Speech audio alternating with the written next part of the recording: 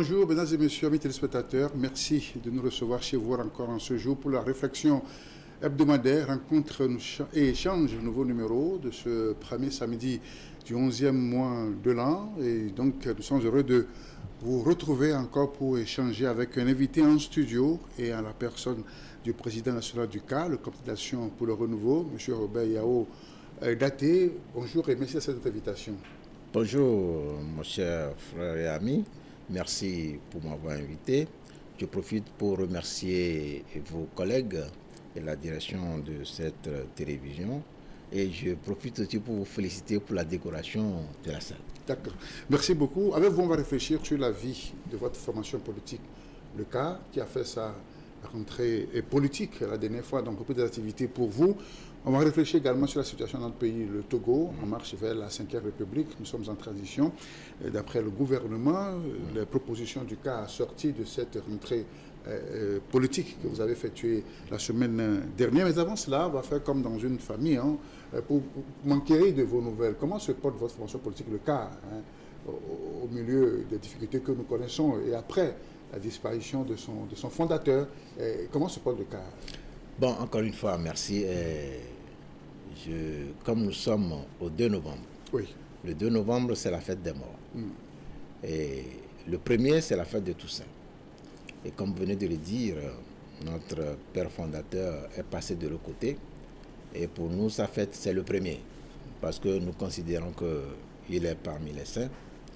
Et de là où il est, il regarde tout ce qui se passe. Vous savez, la fête des saints, on cite les saints aussi, et tous les autres saints inconnus. Et parmi tous les autres saints inconnus, il y a nos grands-parents. Il y a ceux qui, pendant leur vie, ont fait que du bien. Parce que lorsque vous prenez notre religion traditionnelle, lorsque vous allez chez un féticheur, il va vous dire que moi, mes fétiches ne tuent pas. Si tu veux tuer quelqu'un, il faut aller de l'autre côté. Ça veut dire qu'il connaît le bien. Et en tout homme, il y a le bien et le mal. Et donc, je passe par votre canal pour m'incliner devant la mémoire de tous ceux qui sont partis durant cette lutte-là, m'incliner devant la mémoire des inconnus qui sont partis, qui n'ont pas acquis, dont on ne connaît pas le nom, mais surtout savoir que la lutte continue. C'est cela. Et revenant à votre question concernant notre parti, le CA, je peux vous dire que le CA se porte bien. Le CA se porte mieux aujourd'hui qu'hier. Et c'est vrai, nous avons traversé des difficultés et ce n'est pas facile de remplacer un monument tel que vous venez de le dire, une icône comme Agboibo. Tout le monde a voulu s'asseoir dans le fauteuil, mais comme l'a dit un président dont je tais le nom, c'est un fauteuil, ce n'est pas un banc. C'est une seule personne qui va s'asseoir dedans. Et les autres doivent avoir l'humilité de l'accompagner pour réaliser ce qu'il faut réaliser. Donc le CA se porte bien. C'est ça. Sous votre conduite, bien sûr, n'est-ce pas? Bien sûr. Oui. Il y a que ma personne qui dirige le CA jusqu'à présent. Et chez nous, le mandat, c'est de 4 ans renouvelable une seule fois. C'est ça. Voilà. Et donc, vous avez fait votre rentrée politique, n'est-ce pas? Alors, qu'est-ce qui justifie cela? Bien, c'est vrai que lorsque nous avons vu la situation politique du pays au sortir des élections passées, et comme l'a toujours appris notre feu patron, Maître Yaovi Agboibo, de venir en mémoire, il dit la politique, c'est la réflexion. Réfléchir sur les situations et chercher à trouver des solutions pour les populations. C'est dans ce cadre-là que nous avons fait venir toutes les délégations sur tout le territoire pour consacrer une journée à la réflexion. Mais nous avons choisi comme thème l'orientation du CA face à la nouvelle donne politique. Vous voyez tout ce qui se passe après les élections. Et on se dit que ce pays-là, où allons-nous? Est-ce que nous sommes prêts à continuer le combat? Ou bien nous devons abandonner? Quelle solution allons-nous trouver? C'est ces réflexions que nous avons menées pendant toute une journée. Et Dieu merci, nous avons sorti une proposition sur laquelle nous allons revenir. C'est cela.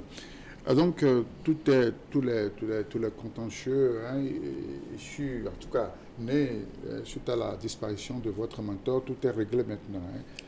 disons que tout est en voie d'être résolu. C'est ça. Il y a des discussions de couloir et tout ça va se régler.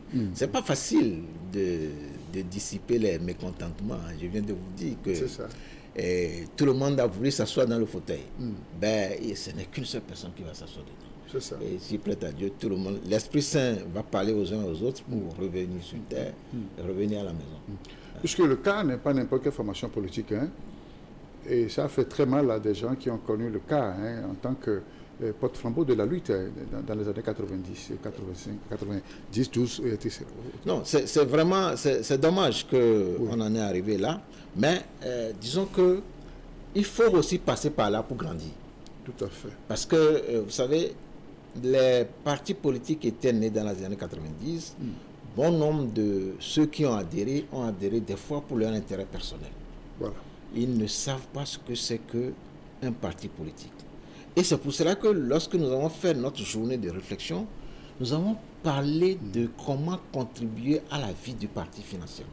Ah, c'est très important. Peu de gens savent qu'il faut cotiser pour faire vivre un parti. Parce que depuis là, le parti était lié à la personne de son fondateur. À son fondateur. Et c'est lui qui fait tout. Qui finance, finance. Aujourd'hui, le siège. Tout. Aujourd'hui, Dieu merci, on a commencé par inculquer cette vision-là. Parce qu'il faut que le parti existe après nous. Oui. Et il faut que demain, celui qui viendra prendre le parti n'ait pas peur de prendre le parti parce que c'est trop de charges. Oui. Mais aujourd'hui, Dieu merci que les uns et les autres ont compris cette formation et ont commencé par faire les contributions de telle manière qu'il y a des charges du parti, en l'occurrence le loyer dont vous parlez, que les militants supportent par leur cotisation. C'est une bonne chose. Donc, petit à petit, tout le monde va comprendre qu'un parti, c'est la contribution, ma contribution qui fait vivre ça. Et ceux qui ont eu un peu de ressentiment négatif vont revenir à la maison. C'est cela. Alors, quel héritage, la question n'est pas de trop, quel héritage vous a légué justement, Maître Boyibo, dont vous gérez la situation Non, disons que ce que Maître Agboba nous a laissé, c'est d'avoir la capacité de réfléchir. C'est ce courage-là, cette détermination de réfléchir sur des situations et de proposer des solutions.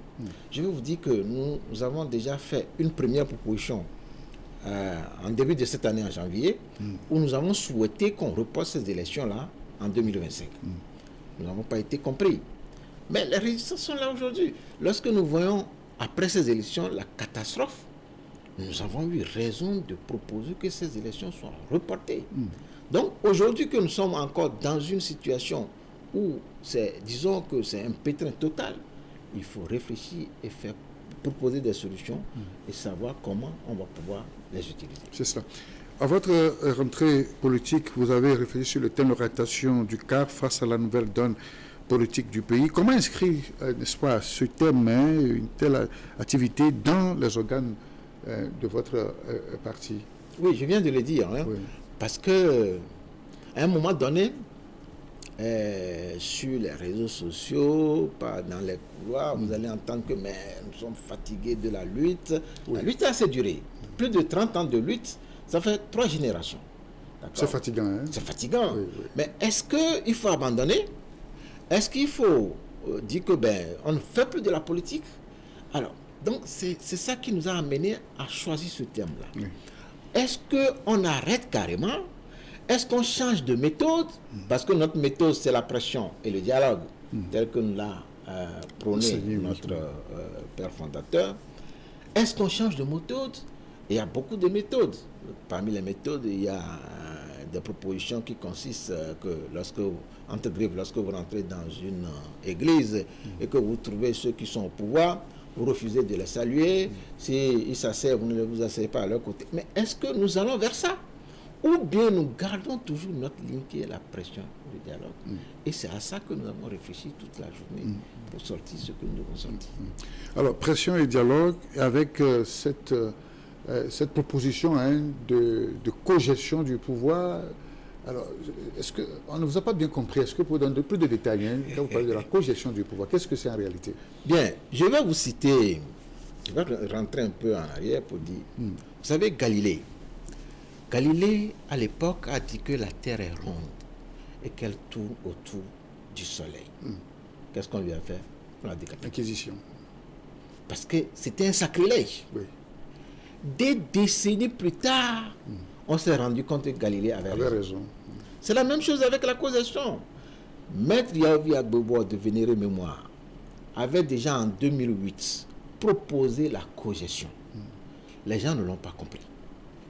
Et aujourd'hui, nous, après réflexion, on a vu que mais ce qu'il avait proposé dans l'État 16 ans avant, c'est la solution. Remettons ça au jour et discutons sur ça. Donc la cogestion, nous allons revenir sur ça et dire qu'est-ce que c'est. Vous savez, au sorti des... Vous le distinguez du partage du pouvoir. Hein? Bien sûr. C'est en cela que ça intéresse de comprendre ce que c'est que la réalité. Le partage du pouvoir n'a pas disons vous n'êtes pas obligé, il n'y a pas d'obligation. Quelqu'un peut être au pouvoir aujourd'hui, décide, bon, ok, je fais le partage du pouvoir avec les autres de l'opposition. Celui qui viendra demain dit non, j'en ai pas besoin. C'est ça. Mais ce que nous disons ici, c'est que la cogestion, au-delà du mot, doit être inscrit dans la Constitution, de telle manière que celui qui viendra au pouvoir sache que les autres, compte tenu d'un certain nombre de députés ou bien de conseils, ça dépend des règles, ont droit à siéger au gouvernement. Ce n'est pas une faveur, c'est leur droit. Parce que la Constitution prescrit pas la Constitution. Pourquoi? C'est pour un temps, hein? Ce n'est pas la cogestion, ce n'est pas pour toujours, ce n'est pas pour l'éternité. Parce qu'il faut que nous aussi, petit à petit, on redevienne comme les grandes démocraties. Lorsque tu gagnes le pouvoir, tu l'exerces. L'autre contrôle tes actions et lorsque tu quittes, lui vient. Mais la situation dans laquelle nous sommes depuis plus de 30 ans ne permet même pas d'organiser des élections transparentes. Mais donc, comment faire pour arriver à l'alternance au sommet de l'État? Donc, pour pouvoir y arriver, c'est pour cela que dans l'État, Maître Agbobo a dit c'est la voie qu'il faut suivre. Tirant leçon de 2006-2007, où, après l'APG, il fallait rentrer tous au gouvernement pour adopter un certain nombre de décisions et de projets de loi pour permettre que le pays avance. Malheureusement, lorsque le moment est venu pour que tout le monde aille au gouvernement, il y a certains qui ont dit non, on n'y va pas. Et, clac, on a dit, il est parti à la mangeoire, entre griffes. Et c'est dommage que... C'était aussi une occasion ratée, l'APG? Ah oui, c'était une occasion ratée. Et les gens ont profité de ça pour salir le nom de Agbobo sur tout. Et il y a des journaux qui étaient sortis pour ça, rien que pour dire qu'Agbobo... Aujourd'hui, si nous acceptons la cogestion, c'est que c'est inscrit dans la Constitution, on ne dira plus que quelqu'un est parti à la mangeoire.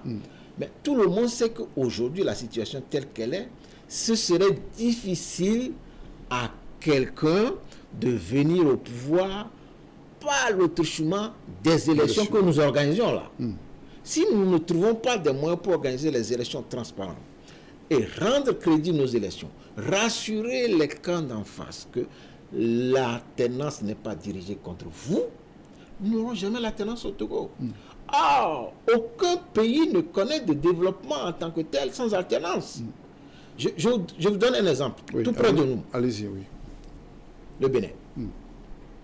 Lorsque vous prenez le Bénin dans les années 90 et vous comparez au Togo, le Togo était en avance sur le Bénin. Je peux me tromper, hein? Oui. Je vais dans les années 80 encore. Mais aujourd'hui, est-ce que vous pouvez me dire que le Togo est en avance sur le Bénin? Ah non, la réponse est non. Sur le plan politique, sur le plan politique, sur le plan économique, sur le plan développement. L'être humain est appelé à disparaître. C'est pour cela qu'il faut comparer deux choses. Donc, pour pouvoir comparer deux choses, il faut créer les conditions. Mais au Togo, le problème que nous avons, c'est que la peur de l'alternance est telle que ceux qui sont au pouvoir ne sont pas rassurés. Y compris même les propos que les uns et les autres tiennent. Donc, comment faire pour que chacun soit rassuré pour dire que l'alternance au pouvoir, c'est un bienfait pour moi. Moi, je veux, mon souhait, c'est que demain, lorsque l'actuel chef de l'État quitte le pouvoir, qu'on puisse manger entre griffes dans un cabaret quelque part sans problème. Ce serait formidable. Et je le dis très souvent, le jour où au Togo, on va voir un nouveau chef d'État, un ancien chef d'État, vivant, assis à côté d'un nouveau chef d'État pour célébrer le 27 avril, le Togo sera réconcilié.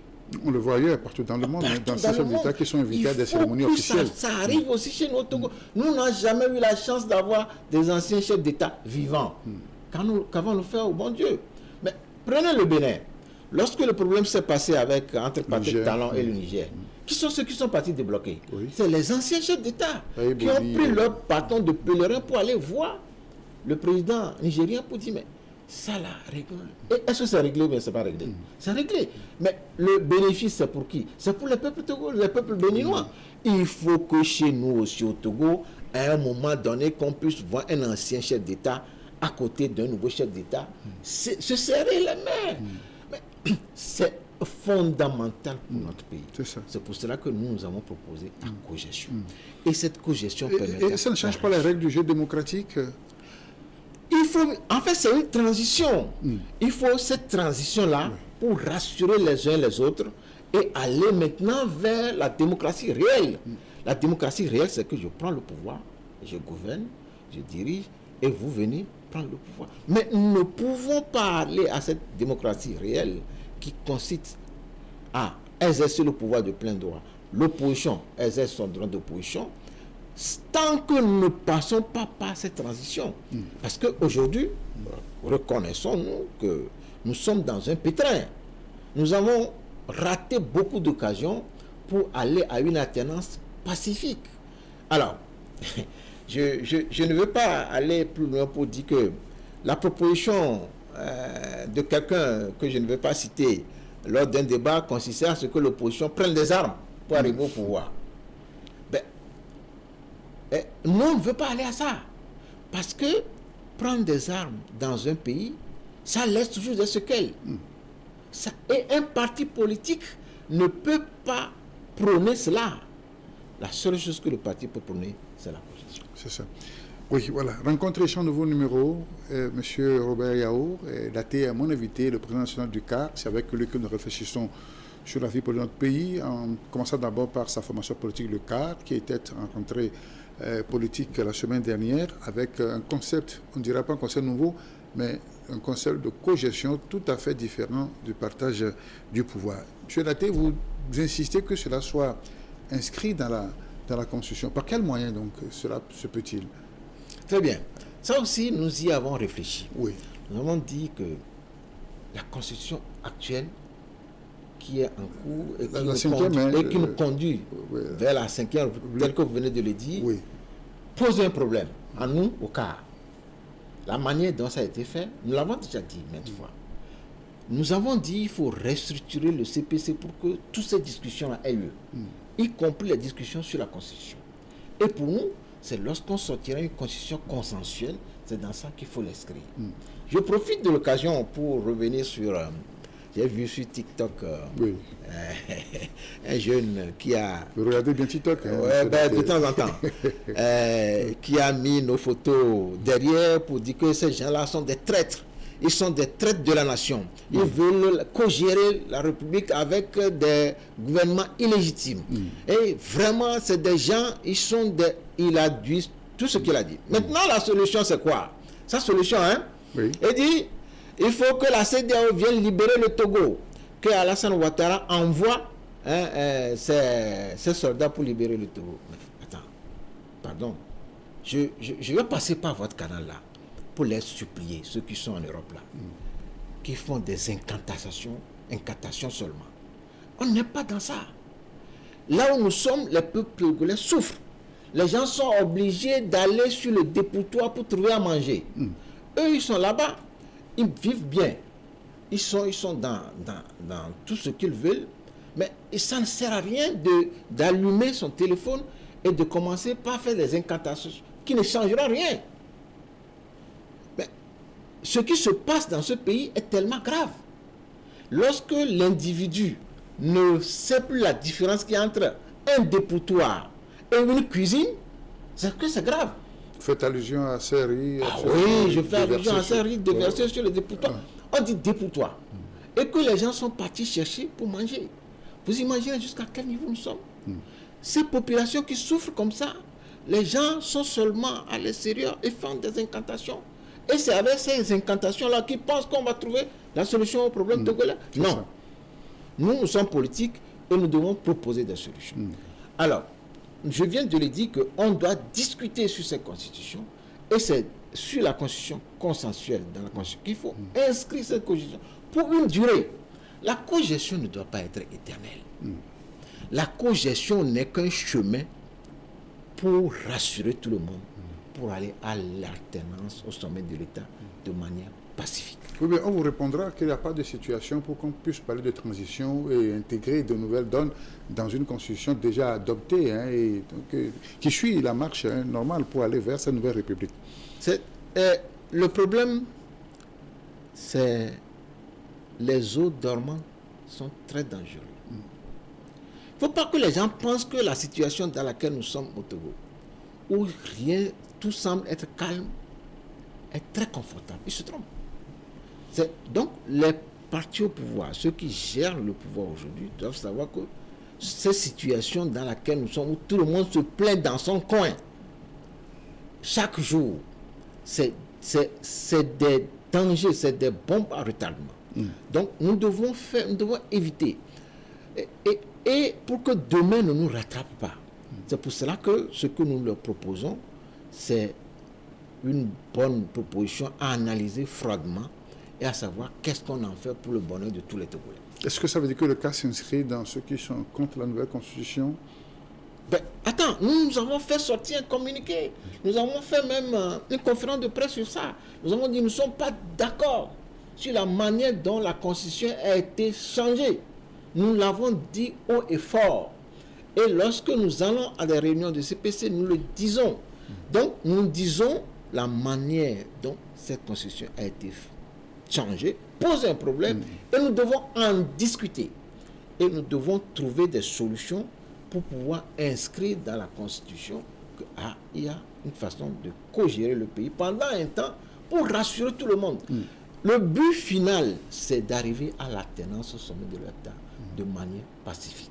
Si nous voulons vraiment que le Togo devienne l'ordre de l'humanité, comme l'a prédit nos aïeux, nous avons du travail à faire. C'est ça.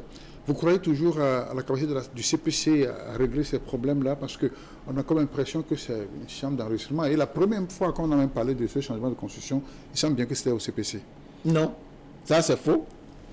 Le changement de constitution n'a jamais eu lieu au CPC. C'est pour cela que lors d'une rencontre avec le Commonwealth, nous l'avons dit, que le CPC, c'est une bonne chose de créer un cadre permanent de discussion. Dans un pays, on ne peut pas faire la politique sans discuter. C'est pour cela que vous écoutez au CPC. C'est pour cela que c'est pour cela que nous disons il faut restructurer le CPC pour que ça soit vraiment un cadre et même que ça soit un cadre de discussion lorsqu'on sort des conclusions, que ces conclusions soient exécutoires. Et nous avons dit comment on peut avoir un CPC et on veut changer la constitution et on n'en parle même pas au CPC. Il faut, ça veut dire que ça doit être un cadre où on parle de tout. Donc, nous devons avoir la culture de dialogue. Mais il ne faut pas que ça soit un truc où on fait semblant. Non. Lorsqu'on fait semblant... Le dialogue, on en a fait au Togo, une trentaine. On peut même en faire 1000. Nous, au cas, on peut en faire 1000. Parce qu'il n'y a pas d'autre solution. Si les gens qui sont anti-dialogue pensent qu'ils ont d'autres solutions, mais il n'y a pas de souci. L'essentiel, c'est qu'ils trouvent la solution pour régler le problème. Mais il ne faut pas qu'on nous miroite disons, ça dit que des solutions qui n'existent pas. Mais il ne s'agit pas seulement de parler, de faire les incantations, comme je le dis. Le problème, la situation est tellement dramatique qu'il faut trouver des solutions aux problèmes pour les populations. Mais dès que les gens sont anti-dialogue, qui proposent la solution qu'ils veulent. Mais nous, au cas, nous sommes des pro-dialogue. On peut même faire 1000 dialogues au Togo. Si c'est 1000 dialogues qu'on doit faire avant de trouver la solution, faisons-la. C'est ça. Oui. Alors, quelle chance, votre proposition, quelles sont ces chances de réussite, n'est-ce pas? Est-ce qu'on vous entend? Comment vous allez faire entendre pour que cela puisse être dans les faits, parce qu'il y a d'autres partis de l'opposition aussi qui ne partagent pas forcément votre avis sur cette question de cogestion. C'est tout à fait normal. Oui. On n'est pas obligé de partager, d'avoir le même point de vue. Mais il nous revient à nous, en tant que parti politique, d'aller vers eux. Et nous avons commencé déjà par faire les démarches. On les a saisis par écrit et on a sollicité des rencontres. On va aller vers nos collègues de l'opposition. On va aller même vers UNI pour expliquer notre point de vue. Parce que le Togo nous appartient à nous tous. Donc, si, avec un peu de recul des uns et des autres, et avec l'expérience que nous avons eue, nous devons tirer les conséquences de tout ce que nous avons enduré. Et si, Dieu aidant, les uns et les autres ont compris, on peut commencer par mettre ça en pratique. Pendant ce temps, les nouvelles institutions sont en train d'être mises en place pour son achèvement dans les mois à venir. Non, il y a pas, vous savez, même en 24 heures, on peut trouver des solutions aux problèmes politiques. Tout dépend de la volonté. Vous y croyez, Nous y croyons. Parce que nous, parce que le moment où, le jour où on cessera d'y croire, c'est qu'on doit sortir de la politique. Il faut y croire et croire que le Togo sera meilleur demain qu'aujourd'hui. Notre rôle en tant qu'acteur politique, c'est de pouvoir laisser à la génération future un Togo meilleur qu'aujourd'hui. Nous sommes au 2 novembre. Oui. Ça nous rappelle, le 1er et le 2 novembre sont des dates qui doivent normalement nous permettre de prendre encore plus conscience de notre passage éphémère sur la Terre. Nous ne sommes que des météores. Alors, pendant ce temps que nous allons passer, qu'allons-nous laisser pour les générations qui vont venir? C'est ça notre rôle en tant que parti politique. Et nous devons toujours, dans ce sens-là, continuer par faire nos propositions. Si les gens ne l'écoutent pas, ça ne va pas nous empêcher de continuer par réfléchir. Mais chaque fois que les gens ne nous écoutent pas, les conséquences sont là. Et nous pensons, nous prions le bon Dieu pour que cette fois-ci, que les gens puissent écouter un temps soit peu, qu'on discute de ces propositions-là pour voir comment on les met en pratique. Les plus critiques et les plus sceptiques trouvent que les partis politiques, et notamment ceux de l'opposition, ils se demandent s'ils existent encore en cette période, parce qu'on vous écoute peu, il faut attendre les périodes électorales pour voir les partis politiques s'agiter. Alors finalement, qui vous pensez encore mobiliser à la cause commune, à la cause politique? Heureusement que nous ne sommes plus en période électorale. Nous avons fait notre sortie, nous ne sommes pas en période électorale. Et c'est vrai ce que vous dites. Les populations sont fatiguées. Ils sont découragés. Et lorsque vous approchez des populations pour parler de... Vous les avez découragés, les politiques, c'est eux. Ils disent que non, mais nous on est fatigués. Mais on ne peut pas être fatigué tant qu'on n'a pas réussi. Mais la lutte est longue. Les grandes démocraties que nous trouvons aujourd'hui en Europe sont passées par notre étape là. Mais c'est parce que les gens étaient déterminés à continuer le combat qu'à un moment donné, ils sont devenus vraiment les politiques. Le pays est devenu un pays vivable pour tout le monde. C'est ça. Donc nous devons continuer. Nous supplions les populations de ne pas dire que nous sommes fatigués de la lutte. La lutte doit continuer. Et surtout la jeunesse. Et notre jeunesse aujourd'hui n'est pas comme la jeunesse des années 90. Vous étiez dans les années 90, vous savez ce que c'est que cette jeunesse-là, bouillante, qui avait espoir en l'avenir. Qui avait cru. Il faut faire en sorte que cette jeunesse-là ait encore confiance en l'avenir. Redonner l'espoir à la jeunesse. Et pour ça, il faut que les politiques que nous sommes, nous travaillons à cela. Si nous ne travaillons pas à cela, notre jeunesse sera finie. Mais c'est dommage que tant de jeunes de qualité et d'envergure, de poigne, qui peuvent construire ce pays, quittent ce pays et meurent dans le désert ou bien meurent dans la mer. Mais c'est un drame. Mais tout ce qui se passe là, vous allez voir parmi ceux qui meurent dans le désert et dans la mer, des licenciés, des maîtrisards, des bacheliers. Mais pourquoi? Parce qu'ils cherchent à trouver où vivre mieux. Mais créons-leur les conditions de vie dans notre pays pour qu'ils ne quittent plus. Et c'est le rôle des politiques. C'est le rôle des dirigeants Hein? Et c'est le rôle des politiques. C'est pour cela que nous faisons cette proposition-là, pour permettre à ce que nos générations, notre jeunesse, ne quitte plus le pays pour des raisons de survie. Ils peuvent quitter le pays pour des raisons de performance, je veux faire autre chose, d'accord. Mais si c'est pour des raisons de survie, il faut qu'ils restent au pays et qu'ils ne cherchent pas à manger sur le dépotoir. C'est ça. Voilà. Dans la foulée, vous avez lancé un appel à Emmanuel Adebayor qui a fait son jubilé, ses adieux au monde du football. Vous le récupérez en politique, n'est-ce pas? Merci, mon cher frère. Non, disons que c'était une coïncidence heureuse. Hein? C'était une coïncidence heureuse. Notre journée de rentrée politique coïncidait avec le jubilé d'Adebayor. Et vos collègues m'ont posé la question, mais j'ai saisi l'occasion. Il faut que aussi... C'était sérieux? Attends. Oui. Il est togolais comme nous tous. C'est ça.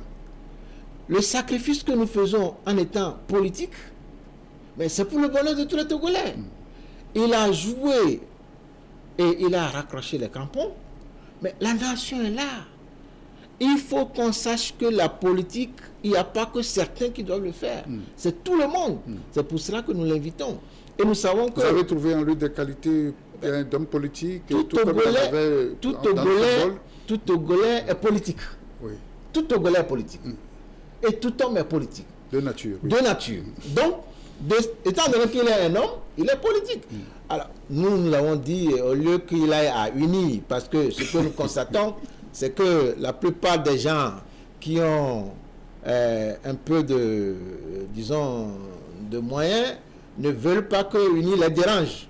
Ils préfèrent plutôt aller à unir pour être tranquille. Nous leur disons, il faut qu'il essaie de tenter sa chance.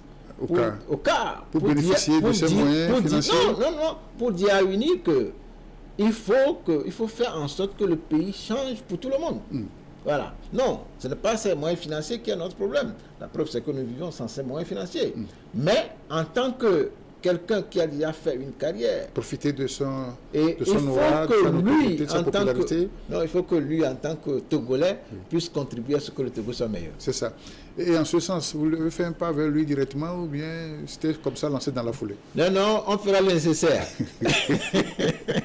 Donc le cas à la conquête, n'est-ce pas, de nouvelles adhérents. Nous sommes maintenant à la conquête des adhérents et il est le bienvenu au cas. Ce sera. Le bienvenu au cas pour permettre à ce que le Togo ait eu. Alors, mais je profite pour le féliciter. Il faut dire que Adebayor a porté le nom du Togo très haut. Oui. J'ai eu la chance de voyager. Lorsque vous allez à l'extérieur, vous dites que vous êtes du Togo, on me dit le Togo d'Adebayor. C'est ça. Ben, les gens avaient fierté. Vous ressentez ça, oui, j'ai dit oui, le Togo d'Adebayor. Oui. Si le bon Dieu peut encore nous donner d'autres personnes, d'autres Adebayor, mais pourquoi pas? Deux artistes, hein? Bien sûr. Pour que les gens puissent évoluer, il faut que la situation politique soit stable. Parce qu'aujourd'hui, on n'a même plus la joie de regarder notre football. Oui, avec les dernières. Vous regardez le foot, après vous risquez d'avoir un AVC. Mais attends, alors qu'en 2006, voilà une équipe qui nous a fait rêver. On était plus jeunes à l'époque, on a couru des centaines de kilomètres, de mètres sans savoir qu'on a couru. C'était la joie. Il faut que ça revienne. Donc, il est à féliciter et on souhaite le CAR souhaite que d'autres Togolais lui emboîtent les pas. Et c'est l'occasion de lancer un appel au gouvernement pour que le football soit assaini, pour que les jeunes puissent prospérer. Il y a cette histoire de 25 millions à payer à un certain monsieur pour que les éperviers regardent le match. Vous y croyez aussi? Moi, de toutes les façons, c'est parce qu'à un moment donné, l'État a failli.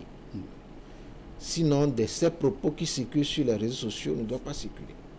Donc, il faut qu'ils trouvent une solution pour que les Togolais au moins reconnaissent la joie de leur football.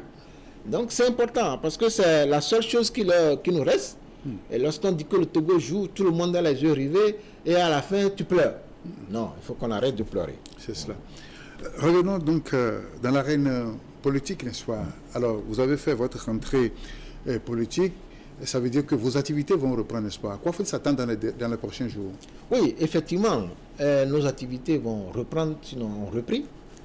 Et comme nous l'avons dit dans notre déclaration, nous allons s'attaquer à la remobilisation. Parce que ce que nous avons fait là, nous avons dit, notre méthode c'est la pression et le dialogue.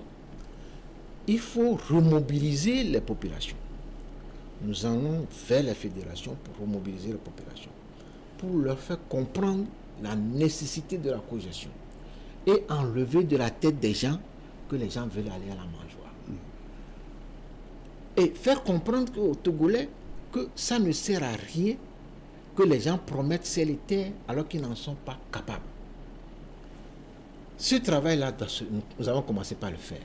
Nous irons aussi vers nos partenaires, nos collègues de l'opposition, pour leur expliquer ce que nous avons. Et enfin, nous allons remettre en marche toutes nos fédérations pour la conquête de l'électorat prochainement. C'est ça. Oui, mais puisqu'il y a les municipales dans 8 mois, hein, si le calcul est bon, et puis les législatives après, alors, est-ce que c'est... Pourquoi vous ne parlez pas de présidentielle? Bon, suivant la nouvelle réforme, n'est-ce pas? Non, il ne faut pas dire tout à l'heure que tout de suite que les présidentielles sont folklore. Rien n'est décidé. Dites-nous alors, oui. Alors, si nous décidons à nous asseoir, il se peut que nous revenions à la présidentielle. Parce que pour le moment, on ne peut pas dire que tout est folklore. Nous avons jusqu'au 5 mai 2025, selon le gouvernement, pour savoir la transition prend fin, pour savoir si nous rentrons dans la 5e République ou pas. Donc, nous avons encore le temps de discuter, de travailler sur le dossier, pour savoir qu'est-ce qui est bon pour le Togo, qu'est-ce qui est bon pour notre nation. Et ce qui est bon pour notre nation doit être bon pour tout le monde, y compris le gouvernement, ceux qui dirigent le pays. Donc, ça va être aussi bon pour l'opposition. Donc, ne mettons pas une croix tout de suite sur la présidentielle de 2025. Mais nous préparons pour tout ce qui va arriver comme élection en 2025. Oui. Les municipales, les présidentielles, éventuellement, et tout ce qui est comme... Et revenons aux municipales. Oui. Vous savez, la décentralisation, c'est le socle du développement. Mais ce que nous faisons au Togo jusqu'à ce jour, il reste encore beaucoup à faire. La décentralisation doit permettre aux populations de juger le maire et son équipe. Mais on a l'impression que les maires n'ont pas les mains libres pour gérer leur commune, et ce qui fait qu'ils se plaignent de la gestion. Il faut faire en sorte que la décentralisation soit totale et que lorsqu'on confie la mairie à quelqu'un, un parti politique, on puisse le juger. Donc ça aussi, tout ça là, doit faire partie des discussions sérieuses que nous devons avoir pour que, enfin, si on dit que le Togo est en décentralisation, que tout le monde applaudisse. C'est une première expérience, ces premières élections municipales qui ont permis donc à des hommes et femmes de gérer à la base, n'est-ce pas, une portion, enfin en tout cas une commune donnée. Reconnaissons que c'est une très bonne expérience. Parce qu'on était réticents à aller vers cette expérience-là. Mais Dieu merci qu'on l'a fait. Chemin faisant, quel bilan peut-on faire? À votre avis, est-ce qu'il y a mieux être à la matière? Oui, c'est-à-dire qu'au moins on a fait l'expérience. Et aujourd'hui, quoi qu'on dise, il y a eu un peu d'amélioration dans certaines localités par rapport à la gestion centralisée. Maintenant, il faut que ce soit vraiment la décentralisation. On a l'impression qu'on est plus dans la déconcentration que dans la décentralisation. Voilà. Donc, il faut aller vraiment vers la décentralisation où le pouvoir local est confié à l'exécutif local. C'est ça. C'est lui qui prend les décisions de faire sortir l'argent, de faire ceci, de faire ceci. Et à la fin, ils sont jugés. Donc, tout ça là aussi, nous devons y arriver pour que la décentralisation joue pleinement son rôle. Et on peut partir de là pour aller à la majorité parlementaire et donc accéder au poste du président du Conseil des ministres. Oui, c'est-à-dire que la gouvernance locale permet d'exercer la démocratie à la base. Et cet exercice de la démocratie à la base est très fondamental pour les populations. Il faut que ça soit dans toute transparence que la démocratie à la base s'exerce. Et avec cette démocratie à la base, petit à petit, les gens vont le transposer sur le plan national. Oui. Et c'est plus facile. Donc, il faut que nous, en tant que politiques, avec le gouvernement, la prochaine fois qu'on va aller à cette décentralisation-là, en 2025, qu'on trouve les voies et les moyens pour que les textes soient bien clairs et que la décentralisation soit vraiment exécutée à fond et non la déconcentration. Sans oublier les gouverneurs régionaux qui ont aussi... Oui, bon, il y a les gouverneurs régionaux, il y a les assemblées régionaux, tout ça là, c'est les étapes de la décentralisation. Mais c'est bon de faire ces expériences pour tirer les leçons. C'est cela. Ouais. Bien, merci, M. Daté, pour ce temps passé en studio avec nous ici pour échanger sur les sujets d'intérêt commun, notamment avec la situation au CAR, après sa rentrée politique. Alors, finalement, quel schéma? Donc, c'est le seul que vous avez pour l'amélioration des conditions de vie politique dans notre pays, la cogestion? Oui, disons que pour le moment... Ça fait que si on prend un ministre au sein du CAR dans le gouvernement de Fort, il n'y aura pas de soucis, c'est ça? Non. Comme ça s'est passé avec l'ANC? C'est pas ça le problème. Justement, vous m'avez donné vraiment la perche. La cogestion permettra de ne plus venir piquer les têtes pensantes des autres partis politiques. Et les citoyens togolais? Non. Il doit participer à l'action. Si on fait la cogestion, le militant sait qu'on est en cogestion. Ça veut dire que je travaille pour que mon parti ait un certain nombre de députés. Donc, demain, lorsqu'on va former le gouvernement, de droit, ce n'est plus une faveur, de droit, mon parti doit siéger. Donc, c'est à mon parti de me proposer. Mais ce qui se passe là, où on prend quelqu'un, on pioche, et puis après, on le laisse, et ça tue la démocratie, ça tue les partis politiques, et ce n'est pas bon pour ceux qui le font. Ce n'est pas bon pour le parti au pouvoir qui pense qu'en le faisant ainsi, ils sont en train de détruire l'opposition. Non! Dans un pays, il faut le pouvoir, il faut l'opposition. S'il n'y a pas les deux, il n'y a pas de démocratie. C'est important. C'est ça. Très bien.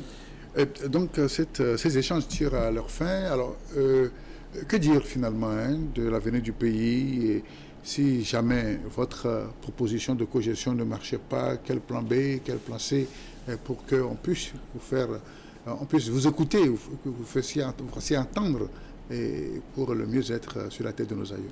Non, je profite pour dire que la terre de nos aïeux souffre. Nos aïeux nous ont dit que c'est l'ordre de l'humanité. Comment allons-nous faire pour que ça devienne l'ordre de l'humanité? Faut-il prendre des armes? Non. Nous, au cas... Vous l'avez exclu. Nous, c'est pas possible. C'est ça. Alors, qu'est-ce qui va permettre à ce que chacun se sente concerné par le fait que le Togo doit devenir l'ordre de l'humanité? C'est le chemin que nous traçons. Et nous sommes pas dans l'esprit que ça ne va pas marcher, non. Pour nous, vous avez espoir. Nous avons espoir que ça va marcher. Cette proposition va permettre de faire son chemin. Et c'est l'occasion que tout le monde puisse défendre la proposition. Parce qu'il n'y a pas d'autre voie. S'il y a autre voie, on peut dire, bon, ok, essayons cette voie-là. On a fait déjà l'expérience de c'est votre voie, c'est la voie au CAR. Oui, mais nous pensons qu'il y a que pas dans d'autres formations aussi. S'il y a d'autres formations qui ont d'autres voies, on en discute. Et si elle est meilleure, leur voie est meilleure, mais pourquoi pas? Mais aujourd'hui, lorsqu'on fait l'analyse sur tous les plans, on constate que c'est la voie. Et il ne faut pas que... On parle de concertation en coulisses dans les couloirs entre vos partis d'opposition. Est-ce que c'est réel? Oui, bien sûr. Il y a cette démarche-là en cours? Bien sûr, il y a les démarches en cours au sein de l'opposition. Il y a des concertations. Les concertations, il ne peut pas avoir un pays où il n'y a pas de discussion entre les partis politiques. Si dans le pays, il n'y a plus de discussion entre les partis politiques, ça veut dire qu'on n'existe même plus. Donc, il faut les encourager. Et c'est l'occasion de vous solliciter, vous en tant que médias, de nous accompagner. Parce qu'au Togo, ce qu'on a compris, c'est qu'à un moment donné, la lutte aussi a échoué à cause des médias. À cause des médias qui, à un moment donné, certains n'ont pas eu le courage de dire ce qui est vrai. Parce que vous cachez derrière les médias aussi les politiques. C'est ça le drame. C'est-à-dire que lorsque on se cache derrière, à ceux qui sont les responsables des médias, on peut dire non, ce que vous dites là, c'est bien, mais on trouve à dire. Donc, aujourd'hui, ce que nous voulons du Togo, c'est que le Togo devienne aussi demain une grande démocratie. Et que à la télé, qu'on voit qu'il y a l'opposition, il y a le parti au pouvoir, on fait des débats contradictoires, oui, mais lorsqu'on sort, on se serre la main. Oui, oui. On ne va pas se serrer les mains dans l'ombre, non. On se serre les mains devant les caméras. Que nous sommes des frères. Tu m'as battu aujourd'hui, demain, je vais te battre. C'est ce Togo-là que nous voulons. Nous, au cas, c'est ce Togo que nous voulons. Et nous le disons qu'en cheminant ainsi, nous allons rassurer les uns et les autres pour que l'alternance ne soit pas perçue comme une épée de Damoclès sur la tête de certains. L'alternance doit être perçue comme le bon vivre qui permet au Togo de devenir l'ordre de l'humanité. C'est sur ce mot que je conclue cette émission, n'est-ce pas, le bon vivre, n'est-ce pas, sur la terre de nos aïeux. Merci à vous, M. Daté, d'être passé dans nos studios pour ces échanges. Je rappelle que vous êtes le résident national du CA, le Comité d'action pour le renouveau, qui était donc à sa rentrée politique la semaine dernière. C'est moi qui vous remercie. Merci. Je remercie vos collègues. Voilà. Aussi. Merci à vous, amis téléspectateurs, d'avoir suivi ces échanges. Je vous retrouve la semaine prochaine pour d'autres réflexions. Au revoir et à très bientôt. Merci, M. Daté. Merci. C'est un plaisir. Félicitations.